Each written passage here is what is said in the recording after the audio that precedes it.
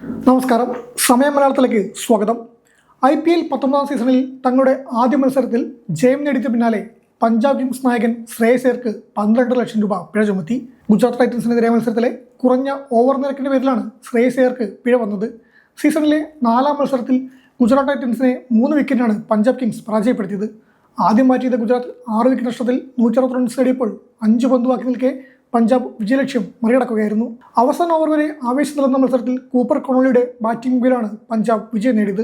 44 പന്തിൽ പുറത്താകാതെ 72 റൺസാണ് കൊണോളി നേടിയത്. എന്നാൽ ജയത്തിന് പിന്നാലെ തന്നെ ശ്രേയസ് അയ്യറിന് പിഴ വിധിച്ചുകൊണ്ട് IPLന്റെ സ്റ്റേറ്റ്മെന്റ് പുറത്തു വന്നു.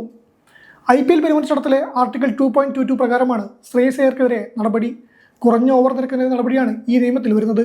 ഈ സീസണിലെ പഞ്ചാബിന്റെ ആദ്യ നിയമലംഘനമായതിലാണ് പിഴ 12 ലക്ഷത്തിൽ ഒതുങ്ങിയത്. 4ാം മത്സരത്തിലെ കുറഞ്ഞ ഓവർ നിരക്കിന്റെ പേരിൽ പഞ്ചാബ് കിങ്സ് നായകൻ ശ്രേയസ് അയ്യർക്ക് പിഴ ചുമത്തി. ആർട്ടിക്കിൾ 2.22 പ്രകാരം അദ്ദേഹത്തിന്റെ ടീമിന്റെ ആദ്യ നിയമലംഘനമായതിനാൽ അദ്ദേഹത്തിന് 12 ലക്ഷം രൂപ പിഴ ചുമത്തി. IPL ഔദ്യോഗിക പ്രസ്താവനയിൽ പറയുന്നു. നിശ്ചിത സമയത്തിനുള്ളിൽ ടീമുകൾ ഓവർ പൂർത്തിയാക്കുന്നുണ്ടെന്ന് ഉറപ്പാക്കേണ്ടത് ക്യാപ്റ്റന്മാരുടെ ഉത്തരവാദിത്തമാണ്.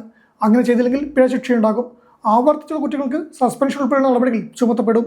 കഴിഞ്ഞ സീസണിലും സമാനമായ കുറ്റത്തിന് ശ്രേയസ് അയ്യർ 2 തവണ പിഴയെടുക്കിയിരുന്നു. അന്ന് 2ാമത്തെ തവണ നിയമലംഘനത്തിന് 24 ലക്ഷം രൂപയായിരുന്നു പിഴ. സീസൺ ജയത്തോടെ തുടങ്ങാൻ കഴിഞ്ഞെങ്കിലും വരും മത്സരങ്ങളിൽ ഓവർ റേറ്റിന്റെ കാര്യത്തിൽ ശ്രേയസ് അയ്യർ ജാഗ്രത കാട്ടേണ്ടി വരും. ഇനിയൊരു നിയമലംഘനം ഉണ്ടായാൽ പിഴത്തുക ഇരട്ടിയാക്കാനോ സസ്പെൻഷൻ ഉൾപ്പെടെയുള്ള നടപടികൾ നേരിടാനോ സാധ്യതയുണ്ട്. അതേസമയം ഇന്നലത്തെ മത്സരത്തിൽ അരങ്ങേറ്റക്കാരനായ കൊണോളിന് പഞ്ചാബിന്റെ രക്ഷകനായത്.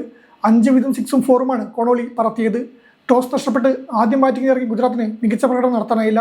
11 പന്തിൽ 13 റൺസ് എടുത്ത സായ് സുദർശൻ ആദ്യം പുറത്തായി. മാർക്കോ യാൻസനാണ് വിക്കറ്റ് എടുത്തത്. 2 ബൗണ്ടറികൾ മാത്രമാണ് താരത്തിന് നേടാനായത്. 118.18 സ്ട്രൈക്ക് റേറ്റിലായിരുന്നു സായ് സുദർശൻ കളിച്ചത്. നായകൻ ശുഭ്മാൻ ഗില്ലിനും തിളങ്ങാനായില്ല. 27 പന്തിൽ 6 ഫോറുകൾ എടുത്ത് 39 റൺസാണ് ഗിൽ നേടിയത്. 144.44 ആയിരുന്നു ഗില്ലിന്റെ പ്രഹരശേഷി. ജോസ് ബട്ട്ലർ 33 പന്തിൽ 30 റൺസാണ് എടുത്തത്. യുസ്വേന്ദ്ര ചാഹലും മാർക്കോ യാൻസനും കൃത്യതയോടെ പറഞ്ഞെറിഞ്ഞപ്പോൾ ഗുജറാത്തിന് സ്കോറിംഗ് വേഗത ഉയർത്താനായില്ല. അവസാന 5 ഓവറിൽ 34 റൺസ് മാത്രമാണ് ഗുജറാത്ത് നേടിയത്. മറുപടി ബാറ്റിംഗിൽ പഞ്ചാബ് കിങ്സിന് തുടക്കം പാളി. വെടിക്കെട്ട് ഓപ്പണറായ പ്രിയാൻഷ് ആര്യ 7 റൺസ് എടുത്ത് മടങ്ങി. എന്നാൽ പ്രഭ്സിമ്രാൻ സിംഗും കൂപ്പർ കൊണോളിയും ചേർന്ന് 2ാം വിക്കറ്റിൽ 77 റൺസ് നേടിയോടെ പഞ്ചാബ് അനായാസ ജയത്തിലേക്ക് എത്തുകയായിരുന്നു.